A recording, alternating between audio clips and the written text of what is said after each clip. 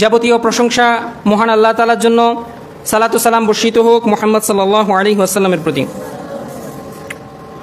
সম্মানিত মুসলিয়ান কারাম, আজকে পবিত্র জুমায় আমি খুতবার বিষয় হিসেবে আপনাদের সম্মুখে যে বিষয়টা নিয়ে আলোচনা করার ইচ্ছা পোষণ করছি সেটা হচ্ছে ইসলামে কাফেরদের সাথে কেমন আচরণ করতে হবে অথবা কেমনভাবে ব্যবহার করতে হবে।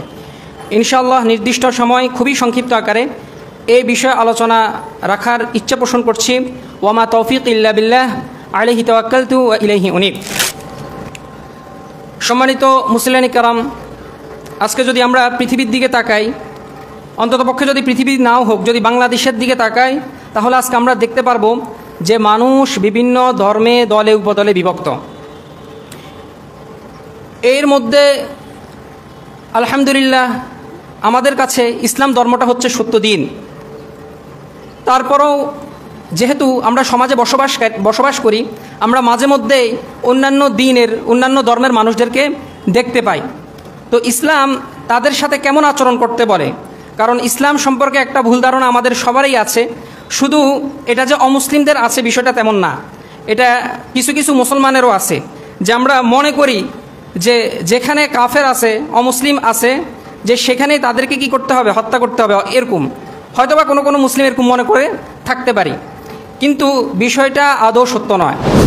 আবার এরকমও দেখা যায় কিছু মুসলিম তারা সাম্প্রদায়িক সম্প্রীতির নামে অন্যান্য ধর্মের মানুষদের সাথে এতটাই মিশে যায় যে সে মুসলিম না অমুসলিম সেটা চিহ্নিত করা প্রায় অসম্ভব হয়ে যায়। কিভাবে? তাদেরকে দেখা যায় যে তারা মুসলিমদের যে উৎসব আছে সেটা যেমনভাবে পালন করে, তার চেয়ে অনেক সময় দেখা যায় যে হিন্দু বলেন খ্রিস্টান বলেন তাদের যে দিবসগুলো আছে সেটাকে তারা অত্যন্ত আরও আনন্দের সাথে আরও জজবার সহিত তারা কি করে, সেটা উদযাপন করে। তো আজকে আমার আলোচনা রাখার বিষয়টাই হচ্ছে এটা, যে আমরা কাফেরদের সাথে কেমন আচরণ করব, কতটুকু আমরা ইসলামের সীমার মধ্যে থেকে তাদের সাথে কেমন আচরণ করব, কতটুকু সীমা বজায় রাখবো সেই বিষয়।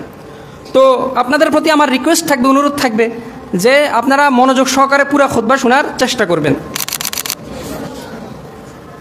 আপনারা যদি ইদানিং দেখে থাকেন যে বিভিন্ন সোশ্যাল মিডিয়া আমরা দেখি যে অন্যান্য রাজনৈতিক দল যারা নিজেদেরকে ইসলাম হিসাবে পরিচয় দেয় না বা ইসলামিক রাজনীতি দল হিসাবে পরিচয় দেয় না, তাদের কথা বাদে দিলাম, যারা নিজেদেরকে ইসলামিক রাজনীতি দল হিসাবে পরিচয় দেয় তাদেরকেও দেখা যায়, আল্লাহু আলাম তাদের উদ্দেশ্য আল্লাহ ভালো জানেন, আমি শুধু অনুমান করে আমি আমার গুনার পাল্লাটা ভারী করতে চাই না, তো আল্লাহ তাদের উদ্দেশ্য ভালো জানে, যে তাদেরকে দেখা যায় অমুসলিমদের ইবাদতখানায়, যেখানে তারা মহান আল্লাহ তাআলাকে, আল্লাহ সুবহানাহু ওয়া তাআলাকে সবচেয়ে বেশি অপমান করা হয়, সেটা হচ্ছে কোন জায়গায়? বিধর্মীদের উপাসনালয়, সেখানে তাদেরকে দেখা যায়। এমনকি এটা যদি এরকম হতো যে ইসলামের দাওয়াতের জন্য, একত্ববাদ প্রতিষ্ঠা করার জন্য তারা সেখানে গেছে, তাহলে বিষয়টা মানা যেত, কিন্তু অত্যন্ত দুঃখজনক সে বিষয়টা না, যেটা আমরা ইতিপূর্বে কখনোই দেখি নাই। তাদের উৎসবগুলোতে এরকম ইসলামিক রাজনীতি দল সেখানে গিয়ে মাঝে মধ্যে মন্ত্রপাঠ করতেছে, কেউ বলতেছে আবার কি, হ্যাঁ কৃষ্ণ মুহাম্মদ ঈসা উনারা আসছে শান্তি, সবাইকে একাকার করে দিচ্ছে। যে এরকমও দেখা যাচ্ছে যে কৃষ্ণকে নবী পর্যন্ত বলছে, যেটা অত্যন্ত দুঃখজনক বিষয়। তো আমি প্রথমে যে বিষয়টা নিয়ে আলোচনা করব, যে ইসলামে প্রথমে আমাদেরকে জানতে হবে যে ইসলামে কাফের কারা। এখানে আপনারা হয়তো বলতে পারেন যে ভাই আমরা তো অমুসলিম হিসাবে চিনি, আপনি কাফের বলতেছেন কেন? এটা আমাদের একটা মুসলমানদের ইমানি দুর্বলতা। কোরআনে এবং হাদিসে আপনি কোথাও কোনো অমুসলিম, নন মুসলিম, গায়রে মুসলিম এরকম কোনো শব্দ আপনি পাবেন না, বুঝতে পারছেন? এটা হচ্ছে আমাদের বানানো, মুসলিম হোক অমুসলিম হোক, এটা এখন আমাদের সমাজের মধ্যে কি এটা খুব ট্রেন্ড চলতেছে যে এই শব্দটা ব্যবহার করো, কিন্তু আল্লাহ সুবহানাহু ওয়া তাআলা পবিত্র কোরআনের মধ্যে এবং মুহাম্মদ সাল্লাল্লাহু আলাইহি ওয়াসাল্লাম তার হাদিসের মধ্যে উনার দীর্ঘ দাওয়াতি যে সময়টাতে, সেই সময়টাতে যারা অমুসলিম আমরা যাদেরকে বলি তাদেরকে কাফের বলতেন। কি বলতেন? কাফের বলতেন। তো আমরাও যারা ইসলামের সত্যতাকে স্বীকার করে না তাদেরকে কি বলবো? কাফের হিসেবেই সম্বোধন করব। আল্লাহ যেখানে কাফের বলতেছেন আমরা সেখানে কি কাফের বলতে আমাদের কেন যেন ইতস্তবোধ লাগে, যে আমাদের ভালো লাগে না, যে মনে হয় যেন আমি তার গালি দিতেছি। এখানে গালি দেওয়া না দেওয়া এটা সে যদি মনে করে এটা তার ব্যক্তিগত ব্যাপারে। আল্লাহ সুবহানাহু ওয়া তাআলা বলছেন যে কুল ইয়া আইয়ুহাল কাফিরুন, বলছেন কি বলে নাই? হ্যাঁ, তারপর আল্লাহ তাআলা স্পষ্ট কত জায়গায় বলেছেন যে কাফেরদের সাথে তোমরা বন্ধুত্ব করো না। এরকম কাফের শব্দটা আল্লাহ সুবহানাহু ওয়া তাআলা সরাসরি এই শব্দটা ব্যবহার করেছেন। তো এখানে সাধু সাদার, হ্যাঁ, তারপরে সাম্প্রদায়িক সম্প্রীতি রক্ষা করার নামে আল্লাহ সুবহানাহু ওয়া তাআলার যে বিধান আছে সেটাকে আপনি লাথি মেরে অপমান করে আপনি এক সাইডে রাখবেন, এটা হতে দেওয়া যাবে না। বুঝতে পেরেছেন? তাহলে আজকে থেকে যারা হিন্দু আছে তাদেরকে হিন্দুর পাশাপাশি আপনি যদি মুখ দিয়ে বের হয়ে যায় তাদেরকে কি বলতে হবে? কাফের শব্দটাও বলতে হবে, যে হিন্দু কাফের, খ্রিস্টান কাফের। কারণ বর্তমানে, আচ্ছা আমি বিষয়টা আস্তে আস্তে আসবো, যে কাফের কাকে বলে এটা আমরা অনেকে জানি না। কাফের শব্দের অর্থ, এটার শাব্দিক অর্থ হচ্ছে অস্বীকার করা, গোপন করা, ঢেকে রাখা। পারিভাষিক দৃষ্টিকোণ থেকে সহজভাবে যদি আমি বলি, এটার অনেক সংজ্ঞা আছে। সহজভাবে বোঝানোর জন্য যদি বলি, সেটা হচ্ছে যে ব্যক্তি বা যারা ইসলামের সত্যতাকে অস্বীকার করে তারাই হচ্ছে কাফের। যে ব্যক্তি ইসলাম যে দিন এটাকে বিশ্বাস করে না সে ব্যক্তি কাফের, অথবা ইসলামকে মানে না, কোনো বিধানকে কি করে, কোনো বিধানকে অস্বীকার করে বা মানে না, সে ব্যক্তি কি কাফের। এবার কাফেরের কিছু শ্রেণীবিভাগ আছে। কারণ হচ্ছে এই শ্রেণীবিভাগ যদি আমরা না জানি তাহলে আমরা হয়তো সবাইকে কাফের বলতে পারবো না। কারণ কিছু কাফের আছে যারা মহান আল্লাহ সুবহানাহু ওয়া তাআলাকে, মহান আল্লাহর অস্তিত্বকে বিশ্বাস করে না, যে তারা বলে যে আল্লাহ বলতে কোনো কিছুই নেই, নাউযুবিল্লাহ। এদেরকে আমাদের দেশীয় ভাষায় বা আমরা নাস্তিক বলি, ঠিক না? তো তাদেরকেও আজকে থেকে কি বলতে হবে? নাস্তিক বলার পাশাপাশি তাদেরকেও কাফের বলতে হবে। তারপরে 2 নম্বর শ্রেণীর হচ্ছে যারা এটা বিশ্বাস করে যে একজন সৃষ্টিকর্তা আছেন, একজন স্রষ্টা আছেন, কিন্তু ওই স্রষ্টার সাথে কি করে, শরিক করে, অংশীদার স্থাপন করে, তারাও কি কাফের। যদিও তাদেরকে কোরআনের ভাষায় মুশরিক বলছে, কিন্তু তাদেরকেও কি বলা যায়? কাফের বলা যায়। এটা হচ্ছে 2য় শ্রেণীর। 3য় শ্রেণীর যে কাফের সেটা হচ্ছে বর্তমানে যারা ইহুদি এবং খ্রিস্টান আছে তারাও কি কাফের। আগের সময় যারা কাফের ইহুদি খ্রিস্টান ছিলেন তারা সাধারণত একত্ববাদে বিশ্বাস করতেন, কিছু কিছু খ্রিস্টান বলেন। কিন্তু পরবর্তীতে এবং মুহাম্মদ সাল্লাল্লাহু আলাইহি ওয়াসাল্লামের আগের থেকেই খ্রিস্টান যে দিনটা ছিল সেটা বিকৃত হয়ে গেছে। যদিও বর্তমানে কিছু খ্রিস্টান আছে যে তাদেরকে অর্থোডক্স খ্রিস্টান বলে, যে তারা একত্ববাদে বিশ্বাস করে। আপনারা হয়তো জানেন যে আমেরিকার যারা খ্রিস্টান আছে, যেমন ডোনাল্ড ট্রাম্প, এই ধরনের খ্রিস্টানরা, আবার রাশিয়ারও খ্রিস্টান আছে না? তো এই খ্রিস্টানদের মধ্যে কিন্তু পার্থক্য আছে।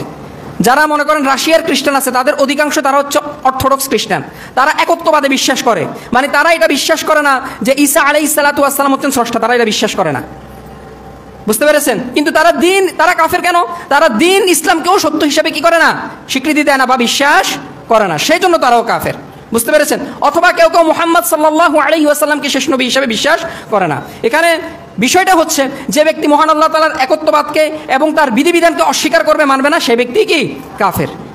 এবার হচ্ছে অন্য দৃষ্টিকোণ থেকে, আমার আজকে সাধারণত আমি যে দৃষ্টিকোণ থেকে বলবো সেটা হচ্ছে অবস্থানগত বা মানে দেশ বলেন বা এরিয়াগত দিক থেকে যে কাফেরগুলোকে শ্রেণীকরণ করা হয় সেই দিক থেকে। যেমন এর এক শ্রেণী হচ্ছে আহলুয জিম্মা। কাফেরদের এক শ্রেণী কি? আহলুয জিম্মা। আহলুয জিম্মা কারা? যারা মুসলিম কান্ট্রিতে বসবাস করে কিন্তু যে মুসলিম শাসক আছে তাদেরকে কি করে, জিজিয়া দেয় বা কর দেয়। জিজিয়া বা আমরা সহজ ভাষায় অনেকে কর বুঝি না, ট্যাক্স বুঝি, ঠিক না? হ্যাঁ, ট্যাক্স বুঝি। তো ইসলাম যে মুসলিম শাসককে কি করে, জিজিয়া দিয়ে থাকে, কোনো মুসলমানের সাথে হানাহানি করে না, যুদ্ধ করে না, সে তার দিন নিয়ে থাকে, ধর্ম নিয়ে থাকে, এদেরকে বলা হয় কি আহলুয জিম্মা। বুঝতে পেরেছেন? এটা হচ্ছে এক শ্রেণীর। 2য় শ্রেণীর হচ্ছে আহলুল মুওয়াহিদ। আহলুল মুওয়াহিদ এরা হচ্ছে মনে করেন অন্য দেশের খ্রিস্টান, অন্য দেশের ইহুদি, অন্য দেশের হিন্দু, অন্য দেশের কাফের যারা আছে, যে এই দেশে বসবাস করে না, মুসলিম দেশে বসবাস করে না, কিন্তু মুসলিম শাসকের সাথে তাদের একটা চুক্তি আছে যে আপনারা আমাদেরকে হামলা করতে পারবেন না, আমরাও আপনাদেরকে কি করব না, হামলা করব না। এদেরকে বলা হয় আহলুল মুওয়াহিদ। বুঝতে পেরেছেন? তারপরে 3য় শ্রেণীর যে কাফের আছে তাদেরকে বলা হয় আহলুল মুস্তামিন। কি বলা হয়? আহলুল মুস্তামিন। এরা হচ্ছে কারা? এরা হচ্ছে অন্য দেশের কাফের, তবে সাময়িক কারণে কোনো ইসলামিক কান্ট্রিতে, মুসলমান দেশে হয়তো ভ্রমণ করতে আসছে, অথবা ব্যবসা বাণিজ্যের জন্য আসছে, অথবা তার ব্যক্তিগত অন্য কোনো কাজে আসছে। তো মুসলিম শাসক যদি তাদেরকে নিরাপত্তা দেয় তাদেরকে বলা হয় কি আহলুল মুস্তামিন। বুঝতে পেরেছেন? আর এক শ্রেণীর, সর্বশেষ শ্রেণীর কাফের হচ্ছে এদেরকে বলা হয় আহলুল হারব বা আহলুল মুহারিবিন, যারা হচ্ছে যোদ্ধা শ্রেণীর কাফের, যারা সব সময় সরাসরি হোক অথবা মানে ইন্ধন দিয়ে হোক, যে কোনোভাবে হোক, এদের কাজ হচ্ছে মুসলমানদের বিরুদ্ধে সবসময় যুদ্ধ করা। অথবা সে যদি সরাসরি যুদ্ধ না করে, সে আর্থিকভাবে অন্য যারা কাফের আছে তাদেরকে কি করে, সহায়তা করে, এরাই হচ্ছে কি আহলুল মুহারিব, এরা হচ্ছে যোদ্ধা শ্রেণীর কাফের। তো ইসলাম সব কাফেরকে একভাবে দেখে না, সবার সাথে একভাবে আচরণ করতে দেখে না। আমরা আমেরিকার কাফেরদেরকে যেভাবে দেখি, সুইজারল্যান্ডের কাফেরদেরকে সেভাবে দেখি না। আপনারা হয়তো দেখেছেন যে ফিলিস্তিনি মানুষের পাশে বর্তমানে আপনারা হয়তো দেখেছেন যে কিছু জাহাজ ফিলিস্তিনের দিকে গেছে। হ্যাঁ হ্যাঁ, এটাকে সম্ভবত ফ্লোটিল্লা বলে না কি বলে, যে সমুদ্র ফ্লোটিল্লা বলে সম্ভবত। তো এই যে ওইখানে প্রায় 70 থেকে 80% যারা ফিলিস্তিনিদেরকে সাহায্য করার জন্য গেছে নিজের জীবন ঝুঁকি নিয়ে, তারা বেশিরভাগ ছিল কাফের। তারা বেশিরভাগ কি 70 থেকে 80%, 20% পাকিস্তানের থেকে গেছে, তুরস্ক থেকে গেছে, বাংলাদেশ থেকে গেছে, অল্প কিছু গেছে মুসলমানদের থেকে। বুঝতে পেরেছেন? তো কাফের যদি আমাদের শত্রুই হয়, এই যে এখান থেকে আপনি একটু অনুমান করতে পারেন যে মুসলমানরা সব কাফেরকে সমানভাবে দেখে না। এই যে কিছুদিন আগে আপনারা হয়তো মনে হয় পরশু না এর আগের দিন ইসরায়েলের একটা ফুটবল ম্যাচ চলাকালীন সময়, ওইখানে সম্ভবত ওই ম্যাচটা ইতালির সাথে হবে। তো ইতালির ওইখানের মানুষরা তাদেরকে আক্রমণ করছে। চিন্তা করেন, ইতালির মানুষ কি মুসলমান? না, মুসলমান না। কেন আক্রমণ করছে? এই আক্রমণটা কারণ হচ্ছে তারা কি, তাদের দাবি হচ্ছে যে কি তারা জালেম, তারা ফিলিস্তিনি মানুষদের উপর অত্যাচার করতেছে, তাদেরকে অন্যায়ভাবে তাদেরকে হত্যা করতেছে, যেটা কি সরাসরি কোনো এটা যুদ্ধের মধ্যে পড়ে না। কারণ যুদ্ধ ইতালিদের যারা গভর্নমেন্ট আছে বা যারা সাধারণ নাগরিক আছে তারা বলতেছে যে আমরা যুদ্ধ মনে করি যে সমানে আপনার সমান সামরিক শক্তি আছে, আমার সমান সামরিক শক্তি আছে, অথবা আমার দুর্বল আছে, মানে কিছুটা নিচে আছে। কিন্তু ফিলিস্তিনের উপরে যেটা করতেছে এটাকে বলা হয় গণহত্যা। এটা কোনো যুদ্ধের মধ্যে পড়ে না। আমার কোনো সামর্থ্য নাই, আমি কোনো যুদ্ধ চাইতেছি না, আমার কোনো কিছুই নাই। আপনি নির্বিচারে যে কোনো সময় শিশুদের উপর, মহিলাদের উপর, যেটা কখনো পূর্ববর্তী যারা কাফের ছিল তারা করতো, কি করতো, লজ্জাবোধ করতো। বর্তমানে যেটা ফিলিস্তিনি মুসলমানদের উপর করা হইতেছে, তো এটা এতটাই হতাশাজনক এবং এতটাই মানে মন খারাপের বিষয় যে যেটা বলতেছিলাম সেটা হচ্ছে কি মুসলমান সবসময় সব কাফেরকে কি করে না, সমানভাবে দেখে না। আমরা আমেরিকার কাফেরদেরকে সবচেয়ে নিকৃষ্টতম বলি। এরা সব সময় মুসলমানদের বিরুদ্ধে কি করে, হয়তো সরাসরি যুদ্ধ করে অথবা যুদ্ধের ইন্ধন দেয়। এই যে ইসরায়েল ফিলিস্তিনি মুসলমানদেরকে হত্যা করতেছে, সম্পূর্ণভাবে কে সাপোর্ট দিচ্ছে? আমেরিকা সাপোর্ট দিচ্ছে সম্পূর্ণভাবে। এটার বেশিরভাগ খরচ 90 থেকে 95% আমেরিকা খরচ দিতেছে। এটা আপনি তাদের উপর অন্যায় করা হোক বা না হোক, আমেরিকার এটা দেখার বিষয় না। ইসরায়েল যুদ্ধ করতেছে, মনে চাইতেছে এখন বোমা হামলা করবে, আমেরিকা সেখানে হাজির। তো প্রক্ষান্তরে অন্যান্য দেশের যারা কাফের আছে, সুইজারল্যান্ড বলেন, ইতালি বলেন, তারপরে স্পেনের বলেন, এরা কি করে, এরা সাধারণত কি মুসলমানদের উপর সবাই এটা চায় না যে কি মুসলমানদেরকে হত্যা করা হোক, ফিলিস্তিনি মানুষদের উপর হত্যা করা হোক। তো ইসলাম সব সময় সব কাফেরকে কি করে না, একভাবে দেখে না। তো এই ধারণাটা এখানে আমাদেরকে আগে ক্লিয়ার করতে হবে যে কাফের মনে করলে যে তার সাথে যুদ্ধ করতে হবে, বিষয়টা এরকম নয়। আপনাকে দেখতে হবে এই প্রকারগুলার বলার কারণ হচ্ছে এটাই যে আপনাকে একটু চিন্তা করতে হবে যে এই কোন কাফের মধ্যে পড়ে, এই কোন ক্যাটাগরির মধ্যে পড়ে, আপনাকে একটু চিন্তা করতে হবে। তারপরে এবার আসি যে কাফেরদের সাথে বন্ধুত্ব করার বিধান, যে তাদের সাথে কেমনভাবে বন্ধুত্ব করতে হবে। এখানে দুইটা বিষয়, একটা হচ্ছে দ্বীনের ক্ষেত্রে বন্ধুত্ব, আর একটা হচ্ছে দুনিয়াবি ক্ষেত্রে বন্ধুত্ব। এখানে দ্বিতীয়টার ক্ষেত্রে আমি আসতেছি।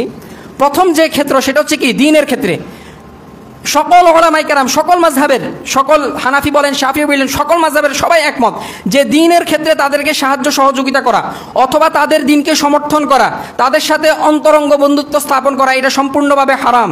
বরং কোনো মুসলমান যদি এটা করে তাহলে তার আকীদার অবস্থান অনুযায়ী যে সে কাফেরদের সাথে কেমনভাবে বন্ধুত্ব করতেছে, সে কি সরাসরি মুসলমানদের বিরুদ্ধে গিয়ে কাফেরদেরকে সাহায্য করতেছে এরকম, নাকি তার সাথে তার ইবাদতখানায় যেতেছে, নাকি তাকে ব্যবসায়িক ক্ষেত্রে সাহায্য করতেছে, নাকি তার জন্য বরকতের দোয়া করতেছে, তাকে কোন ক্ষেত্রে তাকে সাহায্য করতেছে এটা ভালোভাবে দেখতে হবে। মহান আল্লাহ তাআলা পবিত্র কোরআনের অনেক জায়গায় বলছেন, আমি কিছু আয়াত বলতেছি আপনাদেরকে। আল্লাহ সুবহানাহু ওয়া তাআলা বলছেন যে ইয়া আইয়ুহাল্লাযীনা আমানু, হে ঈমানদারগণ, লা তাত্তাখিযুল ইয়াহুদা ওয়ান নাসারা আউলিয়া, তোমরা ইহুদি এবং খ্রিস্টানদেরকে বন্ধু হিসেবে গ্রহণ করিও না। বা'দুহুম আউলিয়া ও বা'দ, তারা হচ্ছে একে অপরের বন্ধু। ওয়া মান ইয়াতাওয়াল্লাহুম মিনকুম ফাইন্নাহু মিনহুম, তোমাদের মধ্যে যারা কাফের ইহুদি খ্রিস্টানদের সাথে বন্ধুত্ব করবে তারা তাদেরই অন্তর্ভুক্ত, তারা আর মুসলমান থাকতে পারবে না। সূরা মাইদার 51 নম্বর আয়াত। তারপর অন্য আরেকটি আয়াত সূরা আলে ইমরানের 118 নম্বর আয়াতে মহান আল্লাহ তাআলা বলছেন যে ইয়া আইয়ুহাল্লাযীনা আমানু, হে ঈমানদারগণ, লা তাত্তাখিযু বিতানাতাম মিন দুনিকুম, তোমাদের ব্যতীত তোমরা কাফেরদের সাথে অন্তরঙ্গ বন্ধুত্ব করিও না। লা ইয়ালুনাকুম খাবালা, তারা তোমাদের ক্ষতি করতে তারা কার্পণ্য করে না, তারা তোমাদের ক্ষতি করতে, আল্লাহ তাআলা বলছেন যে লা ইয়ালুনাকুম খাবালা ওয়াদ্দু মা আনিতুম, তোমরা তো তাদের সাথে ভালোবাসা দেখাও, তাদের সাথে অন্তরঙ্গ বন্ধুত্ব করতে চাও, তাদেরকে কি সাম্প্রদায়িক সম্প্রীতি এগুলো দেখাতে চাও। তো আল্লাহ তাআলা বলছেন যে ওয়াদ্দু মা আনিতুম ক্বাদ বাদাতিল বাগদাউ মিন আফওয়াহিকুম, যে তারা প্রকাশ্যভাবে তাদের মুখ দিয়ে তোমাদের বিরুদ্ধে কথা বলে। ওমা তুখফি সুদুরহুম আকবার, তাদের অন্তরে তোমাদের প্রতি যে বিদ্বেষ আছে, যে শত্রুতা আছে, সেটা আরো ভয়ঙ্কর, সেটা তো তোমরা জানোই না। এটা আল্লাহ সুবহানাহু ওয়া তাআলা বলছেন, এগুলা কোনো আমার বানানো কোনো কথা নয়। তারপরে অনেক মুসলমান আছে যে তাদের কাছে কি আনুগত্য করে, তাদেরকে সম্মান করে, তাদেরকে ভালোবাসে, তাদের কাছে কি করে, তাদের কাছে ইজ্জত চায়, শ্রদ্ধা চায়, সম্মান চায়। আল্লাহ সুবহানাহু ওয়া তাআলা ওই সকল মুসলিমদেরকে বলেন যে আল্লাযীনা ইয়াত্তাখিযুনাল কাফিরিনা আউলিয়া মিন দুনিল মুমিনিন, যারা মুমিনদেরকে বাদ দিয়ে কাফেরদের সাথে বন্ধুত্ব করে, যে আয়াবতাকুনা ইনদাহুমুল ইজ্জাহ, তোমরা কি কাফেরদের কাছে ইজ্জত চাও, আয়াবতাকুনা ইনদাহুমুল ইজ্জাহ। তারপর বলছেন যে ফাইন্নাল ইজ্জাতা লিল্লাহি জামিআ, জেনে রাখো যে সকল ইজ্জতের মালিক হচ্ছে কে, আল্লাহ সুবহানাহু ওয়া তাআলা। তো তাদেরকে সম্মান করা, তাদের কাছে সম্মান চাওয়া, শ্রদ্ধা চাওয়া, তাদের আনুগত্য করা, তাদেরকে ভালোবাসা, এগুলো সবগুলাই কি মহান আল্লাহ সুবহানাহু ওয়া তাআলার সাথে সম্পর্ক ছেদ করার শামিল। এর জন্য আমাদেরকে কি করতে হবে, দ্বীনের ক্ষেত্রে তাদেরকে কোনরূপ ভালোবাসা যাবে না। দ্বীনের ক্ষেত্রে, ইসলামের ক্ষেত্রে তাদের যে আপনি আমার দিন কিছুক্ষণ মানেন, আমি আপনার দিন কিছুক্ষণ মানব, আপনি আমার ধর্মকে সম্মান করেন, আমি আমার ধর্মকে সম্মান করব, এরা আর কখনো মুসলিম থাকতে পারে না। যে সকল মুসলমান, সে কাফের থাকবে না থাক, সে ভালো হিন্দু হোক বা না হোক, সেটা তার ব্যাপার, কিন্তু আপনি এটা জেনে রাখেন যে আমি যদি এরকম করি, আমি আর মুসলিম থাকতে পারবো না। মহান আল্লাহ সুবহানাহু ওয়া তাআলা এখানে যে শব্দগুলো ব্যবহার করছে, একটা হচ্ছে বিতানা আর একটা হচ্ছে ওয়ালি। এটা বলা হয় কি, তাদেরকে অভিভাবক হিসাবে গ্রহণ করা, তাদের সাথে অন্তরঙ্গ বন্ধুত্ব করা। মানে আপনার যত বিষয় আছে, এরকম অনেক মুসলমান আছে আমি দেখেছি যে কি করে, তাদের কাছে সাধু সাজার জন্য, হ্যাঁ, তাদের কাছে একটু সিম্প্যাথি পাওয়ার জন্য, তাদের সাথে একটু ভালো সম্পর্ক বজায় রাখার জন্য মুসলমানদের সে বদনাম করে, যে আপনাদের সাথে আমি চলাফেরা করছি, আপনাদের সাথে আমি লেনদেন করছি, আপনাদের লেনদেন অনেক ভালো। অনেক মুসলমান আছে, অনেক মুসলমান থেকে অমুক বাড়ির অমুক এলাকার হিন্দু অনেক ভালো। এই যে এটা হচ্ছে অন্তরঙ্গ বন্ধু। এটার মানে হচ্ছে আপনি তার দ্বীনকে আপনি সমর্থন করতেছেন, যে এই যে আপনি যে বলতেছেন যে সে হিন্দু হইলো কি, সে ভালো আছে, তার মানে কি আপনি তার দ্বীনকে সমর্থন করতেছেন, আপনি পরোক্ষভাবে। আল্লাহ সুবহানাহু ওয়া তাআলা আমাদেরকে হেফাজত করুন। এবার আমরা আসি যে দুনিয়াবি ক্ষেত্রে যদি ইসলামের কোনো বিধানের লঙ্ঘন না হয়, ইসলামের কোনো অন্যান্য বিধানের লঙ্ঘন না হয়, তাহলে তাদেরকে সাহায্য সহযোগিতা করা যাবে। এখানে আপনাকে দেখতে হবে যে সে কোন ধরনের কাফের। সে কি এমন কাফের যে আপনার অর্থ নিয়ে, আপনার সাহায্য নিয়ে সে ওই মুশরিকদেরকে সাহায্য করতেছে, এখানে আগে দেখতে হবে। সে যদি আসলেই গরিব হয় বা নিঃস্ব হয়, মুসলমানদের সাহায্য করতে কোনো কি নাই, সমস্যা নেই। আপনি তার মাঝে মহান আল্লাহ তাআলা পবিত্র কোরআনের মধ্যে মুহাম্মদ সাল্লাল্লাহু আলাইহি ওয়াসাল্লামকে বলছেন যে তারা যদি আসে আপনার কাছে ইনসাফের জন্য, আপনি তাদের বিচার করে দেন, ইনসাফের সাথে তাদের বিচার করে দেন। ইনসাফ করতে আল্লাহ তাআলা কি করেন না, নিষেধ করেন না। তাদেরকে সাহায্য করতে আল্লাহ তাআলা নিষেধ করেন না। তো তাদের প্রতি ইহসান করতে, দয়া দেখাতে আল্লাহ সুবহানাহু ওয়া তাআলা নিষেধ করেন না।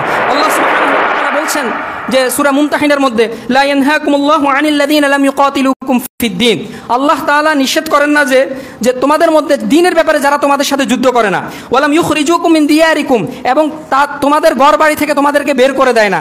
যে সকল কাফেররা তোমাদের সাথে কি করে না, যুদ্ধ করে না, তোমাদেরকে তোমাদের ঘর বাড়ি থেকে বের করে দেয় না। আনতাবাররুহুম, আল্লাহ তাআলা তাদের সাথে কল্যাণকর আচরণ করতে, সদ আচরণ করতে, ভালো আচরণ করতে নিষেধ করেন না। ওয়াতুকসিতু ইলাইহিম, এবং তাদের মাঝে ইনসাফ করতে, আদল করতে, ন্যায় বিচার করতে আল্লাহ তাআলা নিষেধ করেন না। আল্লাহ তাআলা নিষেধ কখন করেন? তারপর আয়াতে মহান আল্লাহ তাআলা বলছেন যে ইন্নামা ইয়ানহাকুমুল্লাহু আনিল লাযিনা কাতালুকুম ফিদ-দীন, আল্লাহ বরং সেই সকল ক্ষেত্রে নিষেধ করেন তাদের সাথে বন্ধুত্ব করতে। সেটা হচ্ছে কি, যারা কাতালুকুম ফিদ-দীন, যারা দ্বীনের ব্যাপারে, ধর্ম নিয়ে তোমাদের সাথে বাড়াবাড়ি করে, তোমাদের সাথে যুদ্ধ করে। ওয়া আখরাজুকুম মিন দিয়ারিকুম, এবং তোমাদের ঘর বাড়ি থেকে তোমাদেরকে উচ্ছেদ করে। ওয়া যাহারু আলা ইখরাজিকুম আন তাওয়াল্লাহুম, অথবা সে সরাসরি এগুলা করে না, সে যারা করে তাদেরকে সাহায্য করে। যদি এরকমও করে তাহলে কি আল্লাহ সুবহানাহু ওয়া তাআলা তাদের সাথে সৎ আচরণ করতে নিষেধ করেন, যে তাদের সাথে কোমল আচরণ করা যাবে না, তাদের সাথে অন্তরঙ্গ বন্ধুত্ব করা যাবে না। বুঝতে পেরেছেন? তো দুনিয়াবি ক্ষেত্রে যে সকল কাফেররা, যারা সাধারণত মুসলমানদের সাথে যুদ্ধ করে না, আপনার সাথে ভালো আচরণ করে, আপনার কোনো ক্ষতি চায় না, আপনার প্রতিবেশী, আপনি তাদের সাথে সদাচরণ করতে পারেন। তারা কোনো বিপদে পড়লে আপনি তাদেরকে সাহায্য সহযোগিতা করতে পারেন, আপনি তাদের খোঁজ খবর নিতে পারেন। এটা আল্লাহ সুবহানাহু ওয়া তাআলা নিষেধ করেন না। এবার 3 নম্বর যে বিষয়টা, সেটা হচ্ছে যে কাফেরদের সাথে শত্রুতা করা। অনেক সময় অনেক মুসলমান বলে যে কাফেরদেরকে কি করা যাবে না, শত্রুতা বলতে কি বুঝে? অনেক মানুষ শত্রুতাই বুঝে না। অনেক মানুষ কি শত্রুতাই বুঝে না। শত্রুতা মানি তারা বুঝে যে এখানে মারামারি করতে হবে। আল্লাহ সুবহানাহু ওয়া তাআলা কোরআনের ভাষায় শত্রুতা মানি হচ্ছে আপনি কি থাকবেন? সজাগ সতর্ক থাকবেন। আপনি কি থাকবেন ভাই? সজাগ সতর্ক থাকবেন। এটা সবাই জানে। ইন্ডিয়ার মানুষ আমাদের বন্ধু না শত্রু? শত্রু, এটা সবাই জানে। এখনকার লেদা লেদা বাচ্চারাও জানে, এমনকি তারাও এটা প্রকাশ্যভাবে তাদের শুধু মানে রাজনীতিবিদ যারা আছে শুধু তারা না, তাদের সাধারণ বেশিরভাগ মানুষ তারা বাংলাদেশের মানুষদেরকে ঘৃণা করে, বাংলাদেশের মানুষদেরকে অপমান করে, বাংলাদেশের মানুষকে যেখানে পায় হ্যাঁ সেখানে কি করে? অত্যাচার করে, হেও করে। আপনি যে কোনো বিষয় বলেন, দুনিয়াবি যে কোনো বিষয় হোক সেটা ভালো কাজে হোক সেটা খারাপ কাজে হোক, বাংলাদেশের নাম শুনছেন তাদেরকে সেখানে তারা কি করবে? অপদস্থ করবে, অপমান করবে। বেশিরভাগ ইন্ডিয়ানের মধ্যে এই টেন্ডেন্সি। এটা শুধু আমার কথা না, এটা আমার মুখের কথা না, এগুলো তো মিডিয়াতে তো দেখা যায়। আর যারা ইন্ডিয়া থেকে ঘুরে আসছে আপনি এদের মুখে শুনিয়েন যে এদের সাথে কেমন আচরণ করে যখন শুনে যায় বাংলাদেশি। তো এই যে তাদের সাথে শত্রুতা করা বা তাদেরকে ঘৃণা করা, এটার ধরন হচ্ছে তাদের ব্যাপারে সজাগ দৃষ্টি রাখা, তাদের ব্যাপারে সতর্ক থাকা। আর যে প্রকাশ্যভাবে আপনার সাথে শত্রুতা করবে আপনি কি করবেন? তারা বন্ধু করে কি কোলে নিয়ে ঘুরবেন? আপনিও শত্রুতা করবেন। আল্লাহ সুবহানাহু ওয়া তাআলা পবিত্র কোরআনের মধ্যে বলেছেন যে লা তাজিদান্না আশাদ্দান নাসি আদাওয়াতাল লিল্লাযিনা আমানুল ইয়াহুদা ওয়াল্লাযিনা আশরাকু। জেনে রাখো যে তোমার যারা ইহুদি আছে এবং যারা মুশরিক আছে তারা তোমাদের ব্যাপারে সবচেয়ে বেশি বিদ্বেষ পোষণকারী। এটা আল্লাহ সুবহানাহু ওয়া তাআলা বলছেন, এটা আমার বানানো কথা নয়। আজকে যে কোরআন ভালো মতো খুলে দেখিয়েন। তারপর বলছেন ওয়ালা তাজিদান্না আকরাবাহুম মাওয়াদ্দাতাল লিল্লাযিনা আমানুল্লাযিনা ক্বালু ইন্না নাসারা। আর যারা বলে যে আমরা খ্রিস্টান, আমরা নাসারা, তাদেরকে তুমি সবচেয়ে বেশি কোমলতার নিকটতম পাবে। মানে মোটামুটি তারা ভালো আচরণ করে। আজকে পৃথিবীর দিকে দেখেন না যে আপনি দেখবেন যে দিনের মানুষরা সবচেয়ে বেশি ইসলাম ধর্ম গ্রহণ করছে সেটা কোন ধর্মের মানুষরা? খ্রিস্টান ধর্মের মানুষরা। আপনি ইহুদিও পাবেন না, মুশরিক যারা আছে, মূর্তি পূজক যারা আছে তাদেরকে আপনি পাবেন না। সবচেয়ে বেশি ইসলামকে যারা মোটামুটি যারা ভালোবাসে, শ্রদ্ধা করে বা দিন ইসলামকে গ্রহণ করতে চায় এরা হচ্ছে কারা? খ্রিস্টানরা। তো তারা আপনার ব্যাপারে আমার ব্যাপারে সবসময় কি করে? শত্রুতা করে। তো আপনি কি করবেন? আপনি বন্ধুত্ব দেখাবেন। ওই যেটা আমাদের বাংলাদেশের রাজনীতিবিদরা সবসময় করে দেখায় যে আমাদের মুসলমানদেরকে কি করতেছে? মহিলাদেরকে দর্শন করতেছে, অত্যাচার করতেছে, কোনো সমস্যা নাই, কোনো কথা নাই। কিন্তু একটা হিন্দু নারীকে একজন মুসলমান, একজন বিপদগামী মুসলমান দর্শন করছে, এটাতে কি মানে ইসলামিক রাজনীতিবিদরাও কি সরব সচেতন যে তাদের উপর অন্যায় করা যাবে না, অত্যাচার করা যাবে না, যে করছে তার বিচার করতে হবে, প্রকাশ্যভাবে বলতেছে। কিন্তু এই যে আপনারা দেখছেন কিনা কালকের ঘটনা আপনারা যদি আজকে যদি নিউজে যদি চোখ বুলান যে গাজীপুরে একটা 13 বছরের মেয়েকে দর্শন করছে, দেখছেন কিনা? আজকে দেখিয়েন, হয়তো অনেকে আজকে নেটে ঢুকেন নাই, যে গাজীপুরের 13 বছরের একটা পর্দাসীন মেয়েকে কি করছে? একটা হিন্দু ছেলে দর্শন করছে। কিন্তু দেখবেন অন্যান্য রাজনীতিবিদদের কথা তো বাদে দিলাম, যারা ইসলামের নামে রাজনীতি করে আপনি তাদেরকেও দেখবেন এই বিষয়ে কোনো কথা বলবে না। মানে তারা শত্রুতা করবে, প্রকাশ্যভাবে আপনার বিরুদ্ধে কথা বলবে, আপনি কোনো কথা বলতে পারবেন না। যদি আপনি কথা বলেন তাহলে আপনি জঙ্গি, আপনি সন্ত্রাসী। এটা হচ্ছে বর্তমানে মুসলমানদের অবস্থা। না আমি আমরা যেটা করতেছি এগুলা কি আসলে সম্প্রীতির মধ্যে পড়ে? আপনি আমার ক্ষতি করতেছেন। আপনি যেখানে সেখানে শুধু আমাদের জায়গা জমি যেটা আছে সেগুলো নিতেছেন না। এই যে ভারতের মুসলমানদের যেটা ওয়াকফ করা হয়েছে হাজার হাজার বছর ধরে চলে আসা, সেটা কি করতেছে? ইন্ডিয়ান যে সরকার আছে, যে সন্ত্রাসী সরকার আছে, বিজেপি সরকার, সেটা কি করতেছে? অন্যায়ভাবে গ্রাস করতেছে, অন্যায়ভাবে গ্রহণ করতেছে। কোনো মুসলমান কথা বললে কি সে সন্ত্রাসী, ভারতের বিরুদ্ধে। এই নাম করে যে এখানে আগে মন্দির ছিল, এখানে আগে শিবলিঙ্গ ছিল, শিবের নন্যা ছিল, ব্যাস এবার মুসলমান মসজিদ ভেঙে ফেলো। এই যে কিছুদিন আমি কালকে দেখলাম এটা যে নিউজটা, যে আজকে হচ্ছে কয় তারিখ? অক্টোবরের 17 তারিখ। অক্টোবরের 31 তারিখে একটা ইন্ডিয়ান একটা মুভি আসতেছে, এটা আমি নিউজে দেখলাম। সেটা কি? যে তাজমহল নিয়ে, যে তাজমহল সেটা মুসলমানদের বানানো নয়, এই সম্পর্কে মুভি আমি যেটা পড়লাম। যে তারা রাষ্ট্রীয়ভাবে এটা দেখেন, তাদের সিনেমাগুলোতে তাদের রাজনীতিবিদ সবাই তারা হিন্দুত্ববাদে তারা সবাই অটল।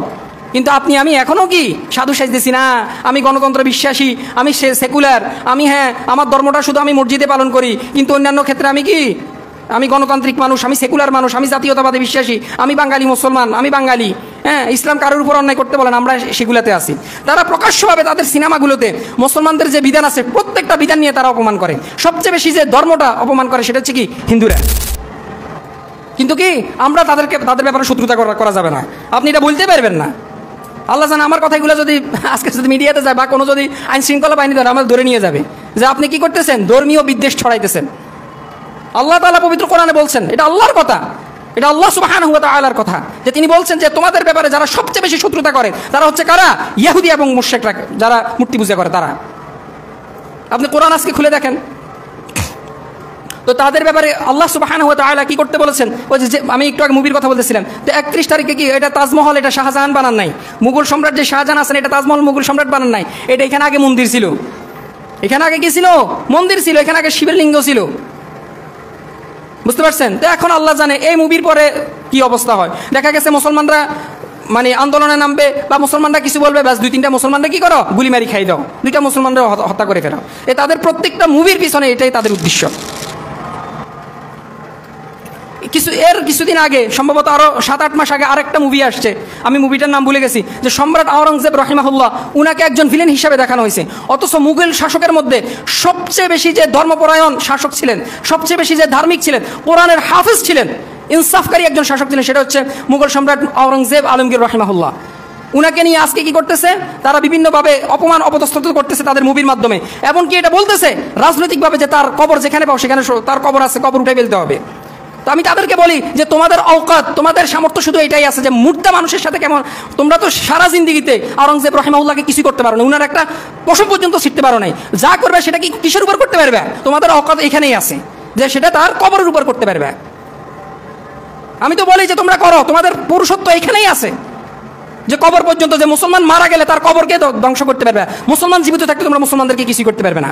আওরঙ্গজেব রাহিমাহুল্লাহ এত ন্যায়পরায়ণ একজন শাসক ছিলেন যে সংখ্যাগরিষ্ঠ হিন্দুদের মাঝে প্রায় 50 বছর তিনি শাসন করছেন। আপনি চিন্তা করেন, একটু চিন্তা করেন, উনি যদি জালেম শাসক হইতো, উনি যদি ন্যায়পরায়ণ শাসক না হইতো, অন্য একটা মেজরিটি একটা ধর্মের মানুষদের মাঝে উনি 50 বছর শাসন, এটা মানে এটা মানতে, চিন্তা করেন না আপনি, যে উনি যদি ন্যায়পরায়ণ শাসক না হইতো, যে তাকে বলা হয় যে আওরঙ্গজেব রাহিমাহুল্লাহ উনি মূর্তি ভাঙছেন, কত ধরনের অপবাদ উনাকে দেওয়া হয়, যে উনি কি করছেন, মানে সম্পত্তির নামে ক্ষমতার নামে উনি ওনার বাবাকে বন্দী করছেন, অথচ এটার হিস্ট্রি ভিন্ন, উনি ওনার ভাইদেরকে হত্যা করছেন, এরকম অবশ্যই এগুলো অনেক কিছু আছে সত্য, কিন্তু উদ্দেশ্য কি খারাপ। এটা শুধু মুসলমানরা যে কি করছে, তাদের যে শাসক আছে, যে ভাই আছে, বাবা আছে, তাদেরকে যে হত্যা করছে, এটা শুধু মুসলিমরা করে নাই। আপনি যদি হিন্দুদের ইতিহাস পড়েন, এরকম হিন্দু অনেক শাসক আছে যে তারা কি করছে, মন্দির, তাদের নিজেদের মন্দির। আরো আশ্চর্যজনক বিষয়, আপনি হয়তো মনে করতে পারেন যে মুসলমানরা ইন্ডিয়ার মধ্যে সবচেয়ে বেশি মন্দির ধ্বংস করছে মুসলমানরা, এটা সম্পূর্ণ ভুয়া কথা। ইন্ডিয়ার মধ্যে সবচেয়ে বেশি যে মন্দির ধ্বংস করছে সেটা হচ্ছে কে, হিন্দুরা, হিন্দু শাসকগণ সবচেয়ে বেশি মন্দির। আপনি ইতিহাস পড়ে দেখেন, আমি ওই শাসকের নামটা ভুলে গেছি, সেই কি সবচেয়ে বেশি মন্দির ধ্বংস করছেন। তো আমি আর ওদিকে যাচ্ছি না, আমি যেটা বলতেছি সেটা হচ্ছে কি, যে আপনার সাথে শত্রুতা করে প্রকাশ্যভাবে, আপনিও কি তার সাথে শত্রুতা করতে কোনো কি নাই, কোনো এখানে খারাপ কোনো কিছুই নেই। আপনার সাথে সে শত্রুতা করবে, আপনার সে ক্ষতি করবে, আপনার জায়গা নিয়ে যাবে, জমি করে, আর আপনি কি করবেন, বাহবা করবেন। এটা তো দুনিয়াবি ক্ষেত্রেও তো এটা অ্যাপ্লাই হয় না, এটা দ্বীনের ক্ষেত্রে তো অনেক পরের বিষয়। আল্লাহ সুবহানাহু ওয়া তাআলা এখানে শত্রুতা বলা বা ঘৃণা করা, এখানে যেটা আল্লাহ সুবহানাহু ওয়া তাআলা বুঝিয়েছেন সেটা হচ্ছে কি, ওয়াহদারহুম, আল্লাহ সুবহানাহু ওয়া তাআলা বলছেন সূরা মাইদার মধ্যে, ওয়াহদারহুম, তাদের ব্যাপারে সতর্ক থাকো। কেন? আইয়াফতিনুকা আম বা'দি মা আনজালাল্লাহু ইলাইক, এটা হতে পারে যে আল্লাহ সুবহানাহু ওয়া তাআলা যে বিধান নাজিল করছেন সেই ব্যাপারে তারা তোমাদেরকে কি করতে পারে, বিপদগামী করতে পারে, তোমাদেরকে সঠিক পথ থেকে বিচ্যুত করে দিতে পারে। এই যে আজকে করে দিচ্ছে না মুসলমানদেরকে, যে গণতন্ত্রের নামে, সেকুলারের নামে কি, যে তোমরা ঠিক আছে খ্রিস্টান হওয়ার দরকার নাই, হিন্দু হওয়ার দরকার নাই, বৌদ্ধ হওয়ার দরকার নাই, তুমি গণতন্ত্র মানো। এই যে আজকে মুসলমানরা কি গণতন্ত্রে বিশ্বাসী, যে আল্লাহ সুবহানাহু ওয়া তাআলার যে বিধান আছে সেটাকে সে লাথি মারতে বা মানে বাদ দিতে তার বুক একটু মাত্র কাঁপে না, তাকে গণতন্ত্রে বিশ্বাস করতে হবে, তাকে সেকুলারিজমে বিশ্বাস করতে হবে। আল্লাহ সুবহানাহু ওয়া তাআলা আমাদেরকে হেদায়েত দান করুন। তারপরে যে বিষয়টা নিয়ে বলবো সেটা হচ্ছে যে একজন হিন্দুর বা একজন অমুসলিম, একজন কাফেরের যেটা আপনি সবচেয়ে বেশি তার উপকার করতে পারেন সেটা হচ্ছে তাকে ইসলামের দিকে দাওয়াত দেওয়া। আপনি তার সাথে শত্রুতা ঘৃণা করা, তার মানে এটা না যে আপনি তাকে দাওয়াত দিবেন না। আপনি মুহাম্মদ সাল্লাল্লাহু আলাইহি ওয়াসাল্লাম থেকে শুরু করে, শুধু মুহাম্মদ সাল্লাল্লাহু আলাইহি ওয়াসাল্লাম না, আপনি আদম আলাইহিস সালাতু ওয়াসসালাম থেকে শুরু করেন, সকল নবী রাসূল যেখানে যেখানে মূর্তি পূজা হয়েছে, যেখানে যেখানে আল্লাহ সুবহানাহু ওয়া তাআলার বিধানকে বাদ দিয়ে অন্য বিধান পালন করা হয়েছে, যেখানে যেখানে আল্লাহ তাআলার ইবাদত বাদ দিয়ে অন্য কিছুর ইবাদত করা হয়েছে, সেখানে সেখানে সকল নবী রাসূল সবচেয়ে বেশি নিষ্পাপ মানুষ, সবচেয়ে শ্রেষ্ঠ মানুষরা তারা দাওয়াত দিচ্ছেন কিসের দিকে, তাওহীদের দিকে, একত্ববাদের দিকে। তো আপনি এটা মনে করিয়েন না যে সে যেহেতু আমার শত্রু, সে আমার অকল্যাণ চায়, আমি তাকে দাওয়াত দিব না, ব্যাপারটা এরকম না। আবু জেহেল ইসলামের কত ক্ষতি করছে, তারপরেও কি মুহাম্মদ সাল্লাল্লাহু আলাইহি ওয়াসাল্লাম প্রায় ওনার কাছে দাওয়াত নিয়ে যেতেন। শুধু আবু জেহেল না, কত মানুষের কাছে, এরকম কত কাফেরের কাছে, তাদের কাছে কি করতেন, একাধিকবার যেতেন, অপমান করতো, অপদস্থ করতো। রাসূল সাল্লাল্লাহু আলাইহি ওয়াসাল্লাম সালাত অবস্থায় ওনার শরীরে কি করে দেওয়া হয়েছে, নাড়ি বুড়ি জমা করে দেওয়া হয়েছে, নাড়ি বুড়ি টাঙিয়ে দেওয়া হয়েছে, যে উনি সেজদা গেলে জানে ওনার উপর নাড়ি বুড়ি চাপাই দেওয়া যায়। এরকম অপদস্থ অপমান করা হয়েছে, তাইফের ময়দানে উনাকে রক্তাক্ত করা হয়েছে, তারপরে উনি কি করেছেন? তাদের কল্যাণ চাইছে।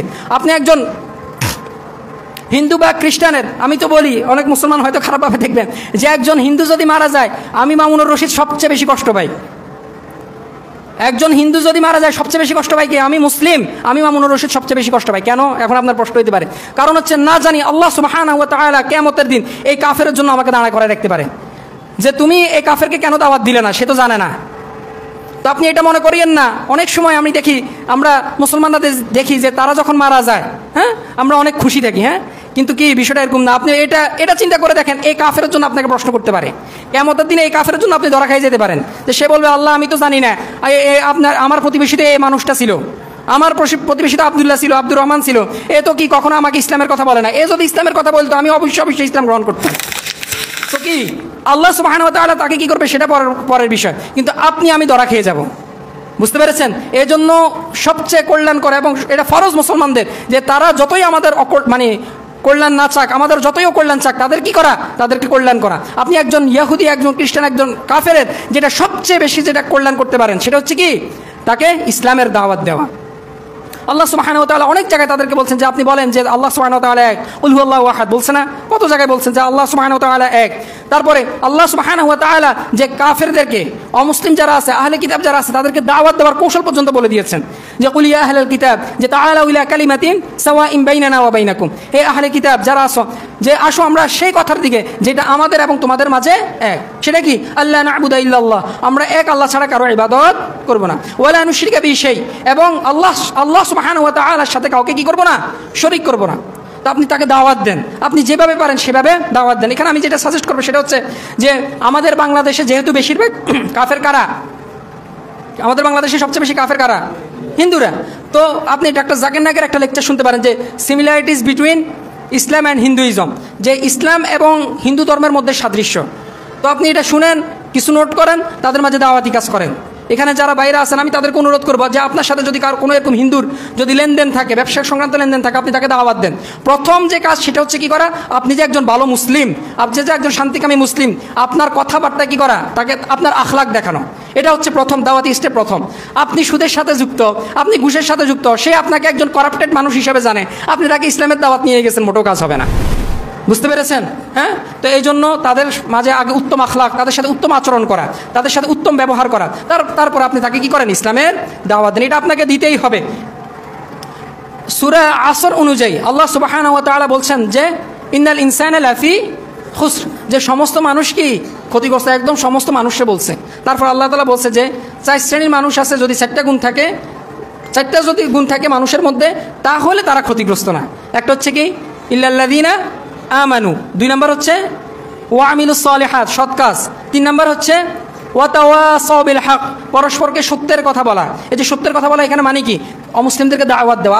আমি যদি অন্ততপক্ষে ফুল টাইম না হোক, যদি পার্ট টাইমও যদি দাওয়াতি কাজ না করি, আপনি ধরা খাই যাব। এমনকি এটা মনে করেন, এটা এখন থেকে মনে করেন যে আমি এখনও ক্ষতিগ্রস্তের মধ্যে আছি। আপনি যতই বলেন যে আমি নামাজ পড়ি কি সেজদা কালো দেখ ফেলাই দিছি, আমি তো তাহাজ্জুদ পড়ি, হ্যাঁ, আমি তো ব্যবসা বাণিজ্য সব কিছু ঠিক আছে, আমি তো নেক আমল করি, আমি তো সবর করি, কিন্তু আমি যদি পার্ট টাইম কিছু সময় যদি দিনের যদি দাওয়াতি কাজ না করি, তাহলে আমি কি এখনও কিসের মধ্যে আছি? ক্ষতিগ্রস্তের মধ্যে অন্তর্ভুক্ত আছি। আল্লাহ তাআলা আমাদেরকে ক্ষতিগ্রস্তের মধ্যে না করুক, আমিন।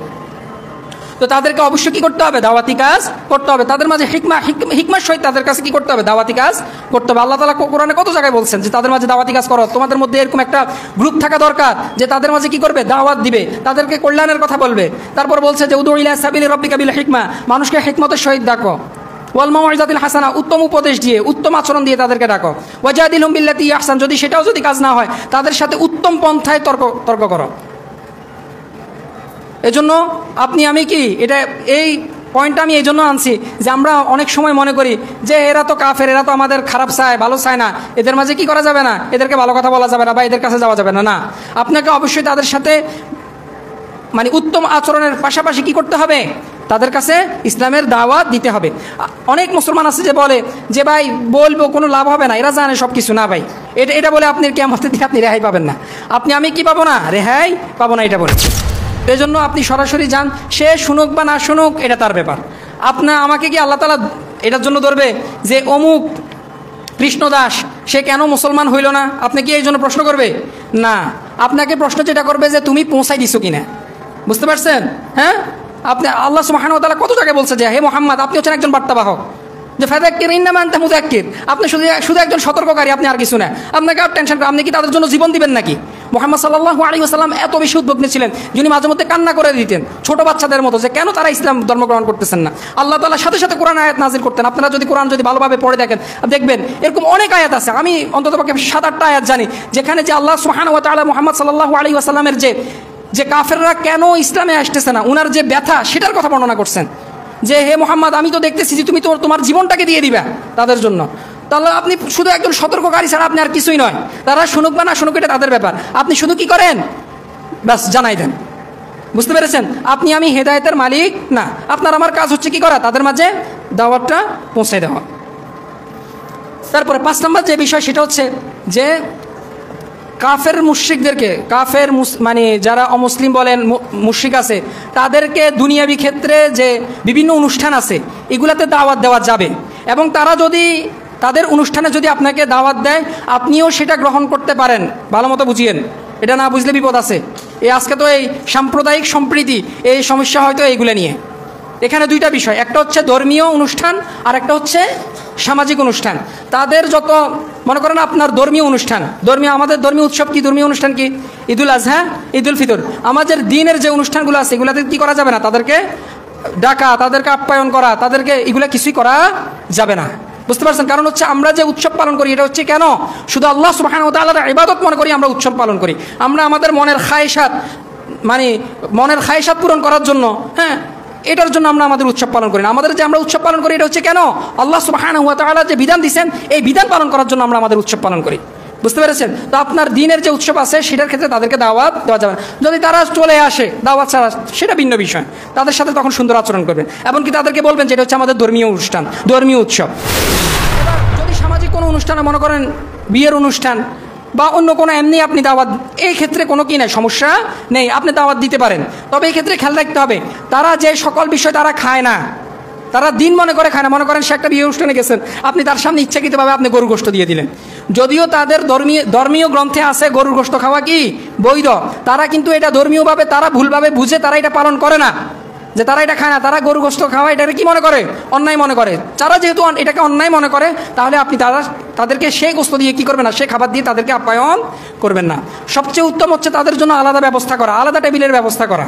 বুঝতে পেরেছেন? তো এরকম আপনি তাদেরকে যে সামাজিক যে অনুষ্ঠান আছে সেগুলোতে দাওয়াত দিতে ইসলাম কি করে না, আপনাকে আমাকে নিষেধ করে না। তবে সেটারও কি আছে সীমারেখা আছে, আমি এখানে সংক্ষেপে বলে দিচ্ছি, এগুলো আপনি ভালোভাবে আরও বিস্তারিতভাবে জেনে নিন।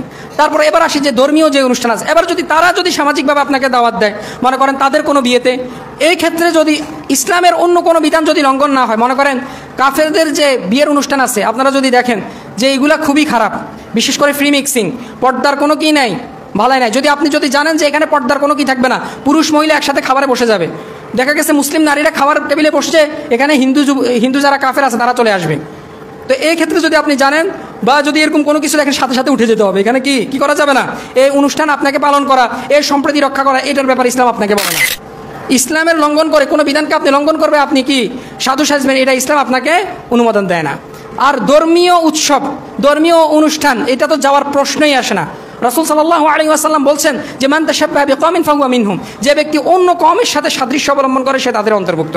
আপনি এখানে যাওয়ার মানে হচ্ছে যে আপনি যে ওই যে তাদের যে দুর্গা আছে, যে ভগবান আছে, হ্যাঁ, এগুলাকে আপনি কি করতেছেন, স্বীকৃতি দিচ্ছেন, প্রত্যক্ষভাবে না হলেও কি পরোক্ষভাবে আপনি স্বীকৃতি দিচ্ছেন। তাছাড়াও আপনাকে ওমর ইবনুল খাত্তাব রাদিয়াল্লাহু তাআলা আনহুর একটা কথা স্মরণ করিয়ে দিই, তিনি বলছেন যে মুশরিকদের যে উৎসব আছে উৎসবের দিনগুলোতে তোমরা সেখানে প্রবেশ করিও না। কারণ হচ্ছে কারণ ওই দিনগুলোতে আল্লাহ সুবহানাহু ওয়া তাআলার গজব নাজিল হয়, এই উৎসবগুলোর উপর কি নাজিল হয়, গজব নাজিল হয়, তো তোমরা সেদিন যাই না। অথচ দুঃখের বিষয় আমাদের মুসলমানরা সেখানে কি করে যায়।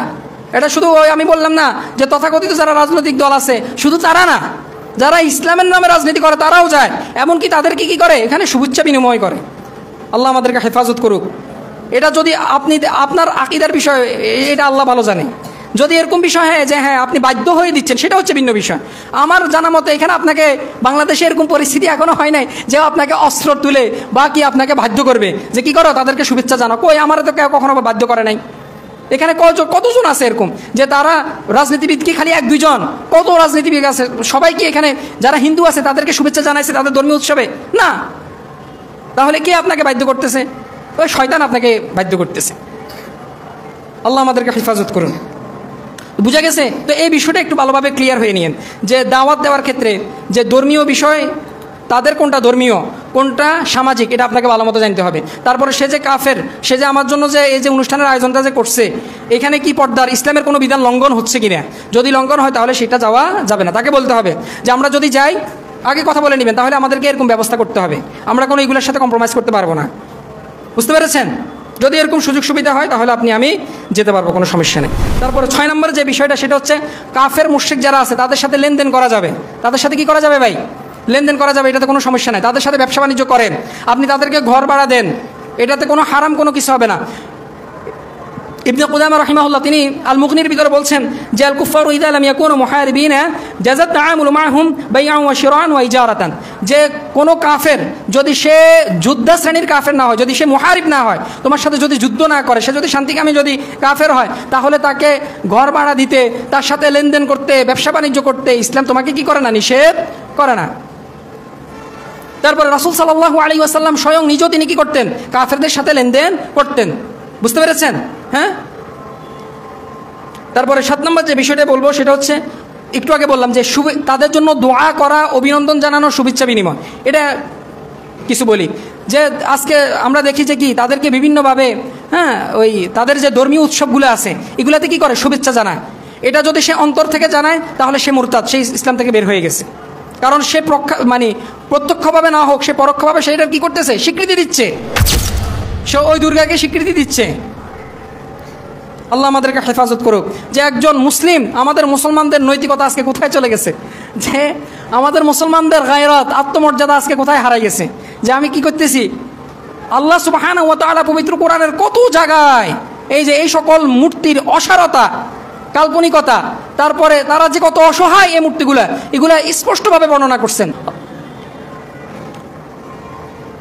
তারপরে তাদের মাঝে তাদের জন্য দোয়া করা। হ্যাঁ, আমরা অনেক সময় দেখি যে কোনো খেলোয়াড় যখন মারা যায়, হ্যাঁ, এই যে কিছু বছর আগে ম্যারাডোনা মারা গেছে, ম্যারাডোনার নামে তো মুনাজাতও হয়েছে, ঈদে মিলাদও হয়েছে। হ্যাঁ, ম্যারাডোনার নামে কি হয়েছে? ম্যারাডোনার আল্লাহ তাআলা জান্নাত দান করুক। হ্যাঁ, এই যে তাদের আল্লাহ সুবহানাহু ওয়া তাআলা কোরআন স্পষ্টভাবে বলছেন যে মা কানা লিন-নাবিয়্যি ওয়াল্লাযীনা আমানু আন ইস্তাগফিরু লিল-মুশরিকিন ওয়ালাউ কানু উলি কুরবা, যে হে মুহাম্মদ, আপনার জন্য এবং যারা মুমিন আছে তাদের জন্য এটা উচিত না যে কোনো মুশরিক সে মারা গেছে তারা কি করা? তার জন্য ইস্তিগফার করা, ক্ষমা প্রার্থনা করা, এটা তাদের জন্য উচিত না। যদিও ওই কাফের মুশরিক আপনাদের নিকটতম আত্মীয় হয়, তারপরে সেটা উচিত না। কোথায় কোন আর্জেন্টিনার ম্যারাডোনা, সে মারা গেছে, তার জন্য মিলাদ অনুষ্ঠান হয়েছে, তার জন্য দোয়া করতেছে যে আল্লাহ ম্যারাডোনারে জান্নাতে দিয়েন, সে ফিলিস্তিনের পক্ষে অনেক কথা বলছে। আল্লাহু আকবার। যে মূর্খতা আমাদের শুধু অন্তরটাকে গ্রাস করে নাই, আমাদের পশমে পশমে এখন মূর্খতা ঢুকে গেছে, সারা শরীরে এখন শুধু মূর্খতা বসবাস করতেছে।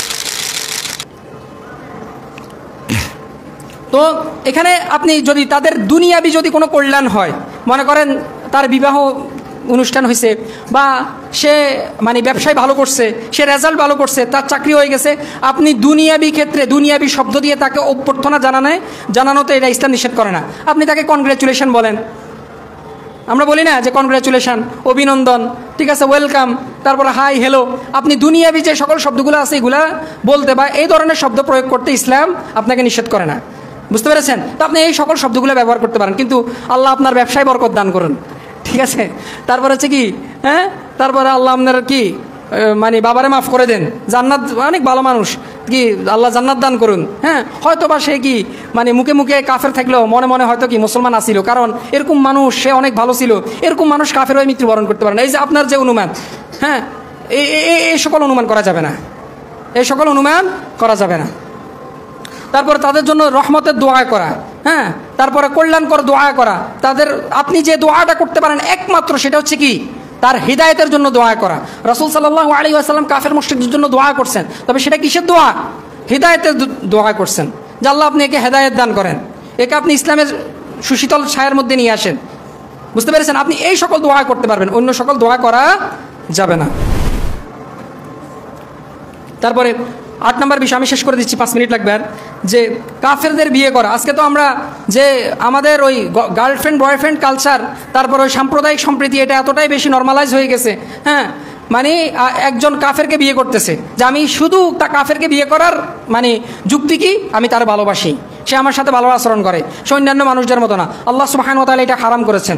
আল্লাহ তাআলা পবিত্র কোরআনে সূরা বাকারা 221 নম্বর আয়াতে বলছেন যে লা তানকিহুল মুশরিকাতি হাত্তা ইউমিননা, যে মুশরিক নারীরা মুসলিম না হওয়া পর্যন্ত, ঈমান না আনা পর্যন্ত তাদেরকে তোমরা বিয়ে করিও না। যদিও তারা আকর্ষণীয় হোক, মুসলিম নারী থেকে তারা অনেক সুন্দরী হোক, তারপরে ওই সকল কাফের মা মুশরিকদেরকে কি করা যাবে না, বিয়ে করা যাবে না। অনুরূপভাবে মুসলিম মুমিন নারীদেরকেও বলছেন যে যারা মুশরিক কাফের আছে তাদেরকেও কি করিও না, বিয়ে করিও না, যতক্ষণ না তারা কি করে, ঈমান না আনে। যদিও ওই কাফের অনেক সুন্দর হোক, অনেক আকর্ষণীয় হোক, তারা কি মুসলমানের সমান নয়। আল্লাহ তাআলা বলছেন যে উলাইকা ইয়াদউনা ইলান নার, ওই সকল কাফের মানে মুশরিক পুরুষ মহিলারা তোমাদেরকে জাহান্নামের দিকে ডাকে। ওয়াল্লাহু ইয়াদউ ইলাল জান্নাতি ওয়াল মাগফিরাতি বিইذনি, আর আল্লাহ তাআলা তার অনুমতি ক্রমে তাকে তোমাদের জান্নাতের দিকে এবং ক্ষমার দিকে ডাকে, রহমতের দিকে ডাকেন। তারপরে কাফেরদেরকে কি করা যাবে না, বিয়ে করা যাবে না। তবে কাফের যদি আহলে কিতাব হয়, এখানে দুইটা কথা, একটা হচ্ছে যদি আহলে কিতাব যদি মহিলা হয় তাহলে মুসলিম পুরুষরা তাদেরকে বিয়ে করতে হবে শর্ত সাপেক্ষে। সেটা হচ্ছে কি, ওই ইহুদি এবং খ্রিস্টান নারী সে যদি সৎ হয়, জেনাকারিনী না হয়, ইসলামের বিধানের প্রতি সে তার যদি সম্মান থাকে, ঈসা আলাইহিস সালাতু ওয়াস সালামকে স্রষ্টা হিসাবে বিশ্বাস করে না, সে যদি কি মুহসিনাত মহিলা হয় তাহলে তাকে বিয়ে করা যাবে। কিন্তু এটা এখন বর্তমানে এরকম মুহসিনাত খ্রিস্টান পাওয়া যায় না, মানে কঠিন, এটা পাওয়া যাবে না। যদি এরকম হয় তাহলে তাকে বিয়ে করা যাবে। আর মনে করেন খ্রিস্টান, বিপরীত দিকে যদি খ্রিস্টান, সে যদি মনে করেন সৎ হয়, অনেক ভালো হয়, তারপরও মুসলিম নারী ওই খ্রিস্টানকে কি করতে পারবে না, বিয়ে করতে পারবে না। এটা আল্লাহ তাআলার বিধান যে লাহুন্না হিল্লুল লাহুম ওয়া লাহুম ইয়াহিল্লুনা লাহুন্না, যে ওই সকল পুরুষরা তোমাদের জন্য হালাল নয় এবং তোমরাও কি ওই সকল পুরুষদের জন্য হালাল নয়। আজকে এই যে মানে আপনারা হয়তো খেয়াল করবেন যে বাগওয়া লাভ ট্র্যাপ নামে একটা হিন্দুদের একটা ফাঁদ বের হয়েছে, যে অনেক মুসলিম নারী আজকে কি করতেছে, এই ফাঁদে পড়ে প্রথমে তারা কি করতেছে, বলতেছে আমি তোমার জন্য আমার ধর্ম ত্যাগ করব। তারপরে কি করে, কিছুদিন করে ওই মুসলিম নারীকে বিয়ে করে, তারপরে কি করে, একটা ফাঁদ বানায়, তাকে শাখা সিঁদুরগুলো পড়ায়, তাকে আবার হিন্দু বানায় ফেলে, তাকে ব্ল্যাকমেইল করে। কারণ এদের তো হায়া শরম নাই, আপনার সাথে খারাপ কাজ করবে, খারাপ কাজ করে ওই খারাপ কাজটা ভিডিও করবে যে আমি এটা নেটে ছেড়ে দিব। তুই এখন এটার বাঁচার উপায় কি, তোমার হিন্দু হইতে হবে। আল্লাহ আমাদেরকে হেফাজত করুক। তো এই ব্যাপারে মানুষদেরকে সতর্ক করবেন। তারপর 9 নম্বর যে বিষয়টা, সেটা হচ্ছে যে কোনো কাফের, সে যদি শান্তিকামী যদি কাফের হয়, সে যদি আপনার সাথে যুদ্ধ যদি না চায় তাহলে তার সাথে যুদ্ধ করবে না। কোনো মুসলিম যদি কোনো কাফেরকে যদি অন্যায়ভাবে হত্যা করে, রাসূল সাল্লাল্লাহু আলাইহি ওয়াসাল্লাম বলছেন, ভালো করে শুনে রাখেন, এটা কিন্তু অনেক গুরুত্বপূর্ণ কথা, যে কোনো মুসলিম যদি কোনো কাফেরকে যদি অন্যায়ভাবে হত্যা করে তাহলে রাসূল সাল্লাল্লাহু আলাইহি ওয়াসাল্লাম বলছেন যে ওই মুসলমান তো জান্নাতে যাবে না, জান্নাতের ঘ্রাণও পাবে না। বুঝতে পেরেছেন? তো এই জন্য যারা শান্তিকামী মনে করেন সে মুসলমানের কোনো ক্ষতি করে না, আপনি কাফের মনে করি এরা কি করছেন, এ তো হিন্দু কাফের, ব্যাস এরা হত্যা করে ফেলছেন, আপনি জান্নাতে যেতে পারবেন না। রাসূল সাল্লাল্লাহু আলাইহি ওয়াসাল্লামের কথা। আমি যেহেতু সময় নাই আমি সেজন্য হাদিসটা আর বলতেছি না, ইবনে মাজাতে আছে এবং তিরমিজিতে আছে। তারপর সর্বশেষ যে বিষয়টা নিয়ে বলবো সেটা হচ্ছে যে আপনি তাদের মাঝে অন্যায়ভাবে কোনো কিছু চাপিয়ে দেওয়া, তাদের উপর জুলুম করা। সে মনে করেন আপনার কর্মচারী, সে হিন্দু, আপনি তার উপর একটা বিষয় চাপাই দিচ্ছেন, তার উপর জুলুম করতেছেন। এই ব্যাপারেও রাসূল সাল্লাল্লাহু আলাইহি ওয়াসাল্লাম বলছেন যে কোনো মুসলমান যদি এরকম করে, কোনো নিরীহ জনে কাফেরের উপর এরকম অত্যাচার করে, জুলুম করে, তাহলে আমি মুহাম্মদ কিয়ামতের দিন ওই কাফেরের পক্ষ নিয়ে মুসলমানের বিপক্ষে আল্লাহ তাআলার কাছে অভিযোগ করব। নাউযুবিল্লাহ। চিন্তা করেন, আমরা মুহাম্মদ সাল্লাল্লাহু আলাইহি ওয়াসাল্লামকে এত ভালোবাসি, উনার তরিকায় কত কিছু করি, ইসলামের জন্য কত কিছু করি, কিন্তু যদি আপনি এটা জেনে রাখেন, রাসূল সাল্লাল্লাহু আলাইহি ওয়াসাল্লাম, আমি হাদিসটা বলে দিচ্ছি শেষ, যে রাসূল সাল্লাল্লাহু আলাইহি ওয়াসাল্লাম বলছেন যে আলা মান যালামা মুওয়াহিদান, যে ব্যক্তি কোনো মুওয়াহিদ, কোনো চুক্তিবদ্ধ অমুসলিম কাফেরের উপর যদি সে জুলুম করে, আও ইনতাকাসাহু, অথবা তাকে অপমান করে, অপদস্থ করে, এই যে আমরা বলি না মাঝে মধ্যে, মানে নিরীহ কোনো কাফেরকে ড্যাড়া বলি, হ্যাঁ, আরও অনেক কিছু বলি, অনেক খারাপ শব্দ বলে, এই যে আও ইনতাকাসাহু, তাকে অপমান করে, অপদস্থ করে, আও কাল্লাফাহু ফাওকা তাকাতি, তার সামর্থ্যের বাইরে তার উপর কোনো কাজ চাপাই দেয়। তারপর বলছে আও আখাযা মিনহু শাইআন বিগাইরি তিবি নাফসিন, অথবা তার সম্মতিতে তার কোনো জিনিস নিয়ে নেয়, তার সম্মতি ছাড়া তার কোনো জিনিস অন্যায়ভাবে নিয়ে নেয়। তো রাসূল সাল্লাল্লাহু আলাইহি ওয়াসাল্লাম বলছেন যে ফা আনা হাজিজুহু ইয়াউমাল কিয়ামা, কিয়ামতের দিন আমি ওই মুসলমানের বিপক্ষে গিয়ে ওই কাফের হিন্দু খ্রিস্টান যেই হোক না কেন তার পক্ষ নিব, তার পক্ষ নিয়ে আল্লাহর কাছে অভিযোগ করব। কত বড় কথা! তো এই জন্য সাবধান থাকতে হবে আমাদেরকে, কাফের আইডেন্টিফাই করতে হবে যে সে কোন ধরনের কাফের। সকল কাফের সমান নয়। যে কথাগুলো বলেছি, মহান আল্লাহ সুবহানাহু ওয়া তাআলা আমাদেরকে বুঝে আমল করার তৌফিক দান করুক।